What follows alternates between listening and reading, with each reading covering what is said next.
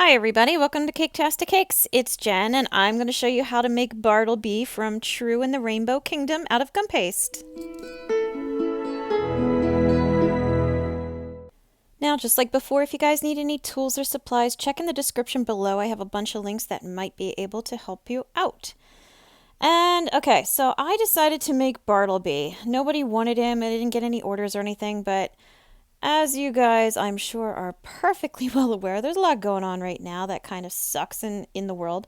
And I've been feeling kind of down, honestly. I've been a little depressed about it. And I figured he's cute and happy and I just like him. So I just wanted to make him. It was something I did for me. So I started with my black. I made kind of a loose rectangle, as you can see.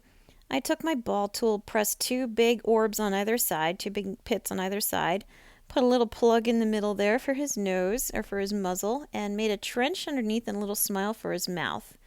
That little tiny triangle of a nose I put on there, I mixed a rose color with some blue, so it was kind of like that purpley pink he's got going on.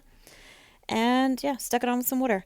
I'm filling in the sockets that I made with just a big ball of gum paste, pressing it all around with my ball tool again. You're going to see that tool a lot.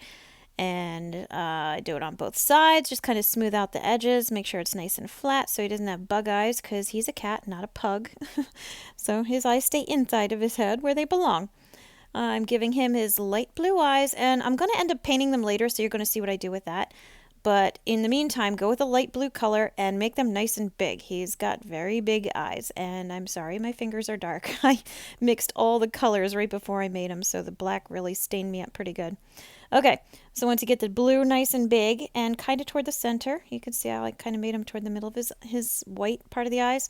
Make his pupils really big, just like I did there. That piece of black I used to fill in his mouth. I just rolled it in my palm and just filled it in because the mouth was all roughed up. And the picture I was using, his mouth is open. And another thing too, when I made this color, it wasn't quite as dark. I know you guys probably know, I'm going to say. Those are two little eyebrows, by the way. Just two little beanie eyebrows. When you mix colors, they usually come out lighter, and then the longer you wait, the darker they get. That's kind of what happened here. He was a really, really dark gray before, and as it set, the color set up darker, and now it turned more black. And usually I have to fight to get black, but of course today it's like, oh, you want gray? No problem. Let's go black. So anyway, he's a little darker than he's supposed to be. I'm cutting little tiny triangle because he's got little tiny ears, and I'm putting it above each eye toward the side of his head. And I don't know if you guys can notice, since the head is laying down and I had just mixed the black color like I'd mentioned, it was soft. And so what started out as kind of a loose rectangle is becoming more like a loose oval. So toward the end, he ends up losing a lot of the rectangular shape of his head. So try to keep an eye on that if you guys are doing the same thing, because it'll get away from you. It just slips away, slips away. Okay, so this is going to be his body. Kind of like a pole handle on an old antique toilet, and that's the shape of it. Kind of, it's rounded and thicker at the bottom, and a little thinner at the top. Kind of like I am these days because I've been bored of eating. Anyway, not relevant to what I'm doing here. I stuck it on a lollipop stick and I'm going to ram it on up into his head. And it's kind of at an angle, as you can see, because I want his legs to be a little bit kicked to the side.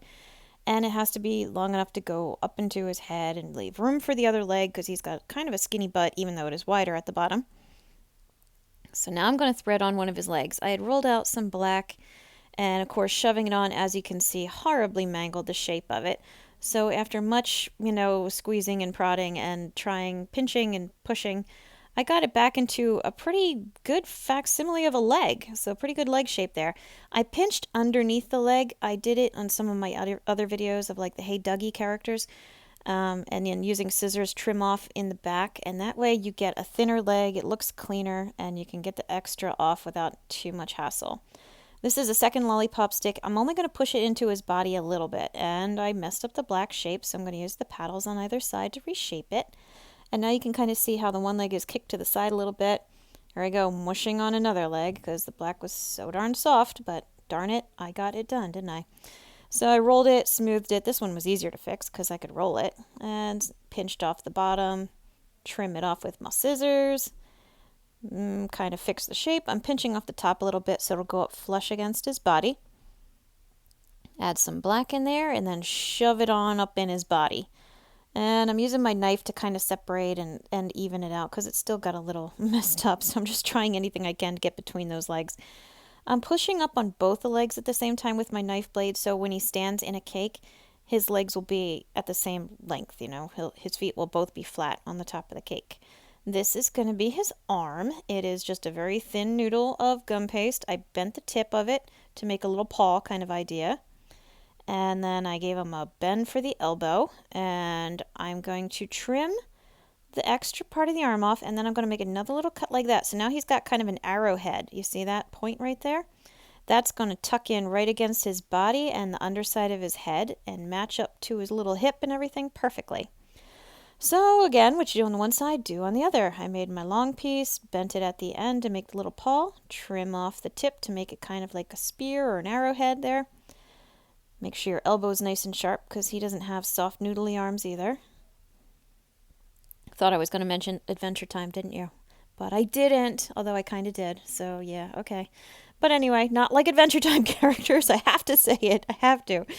Use some water to get him into place, and then you're good. Now we're going to do his tail. His tail's pretty much as thick as his arms, which I didn't mention are a little bit thinner than his legs.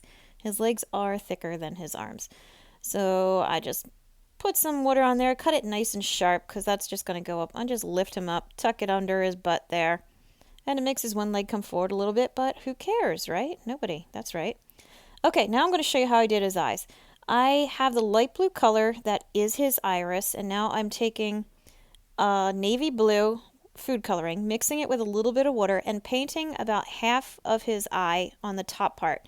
So I went around the pupil, halfway up, with the dark blue. Now I have black food coloring with a little bit of water. I'm painting the entire iris, and just maybe the top quarter, like right above the iris with the black, and I'm pulling it down the blue a little bit lower so that you just have at the very bottom that original color we started with, but it gives his eyes more shading and grades of blue, and it makes them shiny, and I just like how it came out, so I'm sharing it with you.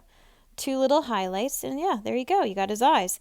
If you do get blue onto the white part, which I did, just take a clean paintbrush and make it wet with water. Make sure it's clean water, and just gently brush over it, and you will just sweep it all away. And you can use a little paper towel to sop it up if you need to, but it does come off, so don't worry about that. You can see I added the same color purpley pink as his nose to two little tiny triangles for his ears. And this is hard to tell, but I had made gray, and I'm making his two whiskers on either side of his cheek. He's got a long one that kind of comes near the end of his mouth. The second one is shorter, comes out further from his mouth, but they both end at pretty much the same distance, so, you know, trim them off accordingly.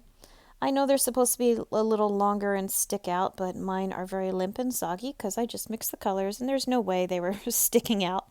So what I did to the one side, I did to the other. Let him dry, and there you go. Now you've got your Bartleby from True and the Rainbow Kingdom. So hopefully you found this video helpful. You'll like and subscribe. That would be great for me. Stay safe, everybody. And as always, thank you for watching Caketastic Cakes.